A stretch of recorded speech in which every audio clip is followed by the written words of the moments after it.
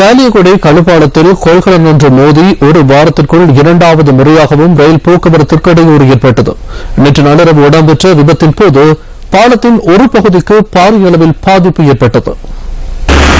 பாலியகுட 4ஆம் கட்டியிலிருந்து பியகம வரை பயணிக்கும் வீதியில் கழுப்பாலம் அமைந்துள்ளது. பிரதான மார்க்கத்தின் ரயில் போக்குவரத்து இந்த பாலத்தினூடாகவே முன்னெடுக்கப்படுகிறது. பாலத்தின் கீழுள்ள வீதியில் 3.5 மீட்டர் அதிக உயரம் கொண்ட வாகனம் ஒன்று பயணிக்க முடியும். எனினும் நேற்று நள்ளிரவு அந்த உயரத்தை விடவும் அதிக உயரத்தை கொண்ட கொள்கலன் ஒன்று இந்த வீதியில் பயணித்தது. களனியிலிருந்து கொழும்பு நோக்கி பயணித்த கொள்கலன் பாலத்துடன் மோதியமையால் பாலத்துக்கு பாரிய சேதம் ஏற்பட்டது. இதனால் கழுப்பாலத்தினூடாக ரயில் போக்குவரத்தில் ஈடுபடுவது அபாயகரமானது என்பதால் இன்று காலை பல அலுவலக ரயில் சேவைகள் தாமதமாகின. நேற்று நள்ளிரவு விபத்து நேர்ந்த போதிலும் ரயில் சேவைகளின் தாமதம் தொடர்பில் பயணிகளுக்கு அறிவிப்பதற்கு நடவடிக்கை எடுக்கப்படவில்லை.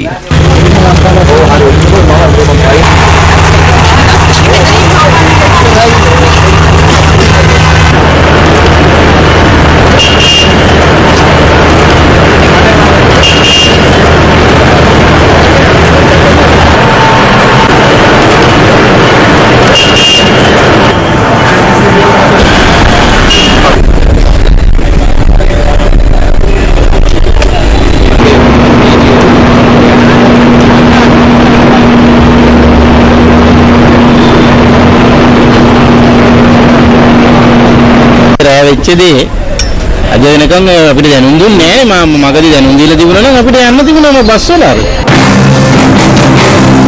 නෑ එහෙම කිව්වේ නෑ කියන්නේ ඕන්ගෙන් මම විමසා බැලුවා.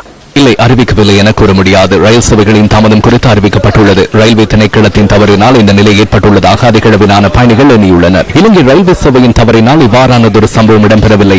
வீதி சட்டங்களை மீறிய சாரதி ஒருவரின் செயற்பாட்டினால் பயணிகள் பாதிக்கப்பட்டுள்ளனர். ரயில் சேவையின் தாமதத்திற்கு ஏனைய பிரிவினரை பொறுப்பு கூற வேண்டும். கொள்கலன் சாரதி வீதி சட்டங்களை பொருட்படுத்தாமையே இந்த விபத்துக்கு காரணம் என ரயில்வே திணைக்களம் குறிப்பிடுகிறது. இதேவேளை சாரதியின் கவனையினமே விபத்துக்கு காரணம் என்ற போதிலும் சமிஞ்சைகள் உரிய முறையில் காட்சிப்படுத்தப்படாமை பிரச்சினைக்குரிய ஒன்று எனவும் பிரதேச மக்கள் கூறுகின்றனர்.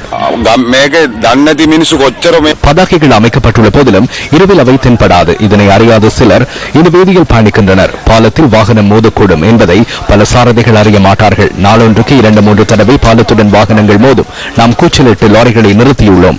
பாலத்தின் கீழ் இலகுரக வாகனங்கள் பயணிக்கின்ற போதிலும் கனரக வாகனங்களுக்கு தடை விதிக்கப்பட்டுள்ளது. எனினும் பாலத்துக்கு கீழ் பயணிக்கும் வாகனம் ஒன்றின் அதிகபட்ச உயரம் 1.5 ஆகும். வர்த்தமானி மற்றும் பதாகைகளுக்கு மாத்திரமே இந்த தடை மட்டுப்படுத்தப்பட்டுள்ளது. உலகில் பயன்படுத்தப்படும் பல கொள்கலன்கள் இந்த பாலத்தின் உயரத்தினை விடவும் அதிகமாகவே காணப்படுகிறது. இதுவே இந்த விபத்துகளுக்கு காரணம் என கொள்கலன்களை செலுத்தும் சாரதி சங்கத்தினர் கூறுகின்றனர். இதேவேளை இந்த இடத்தில் வீதி எச்சரிக்கை சமிக்ஞைகளை பொருத்துவது வீதி அபிவிருத்தி அதிகார சபையின் பொறுப்பு என இது தொடர்பில் நாம் வினவிய போது போலீசார் கூறினர். வீதி சமிக்ஞைகள் நமக்கு சொந்தமான ஒன்றாகும். நாம் அந்த நடவடிக்கைகளை முறையாக செய்துள்ளோம். அண்மை காலத்தில் அமைத்த வீதிகள் அல்ல இவை.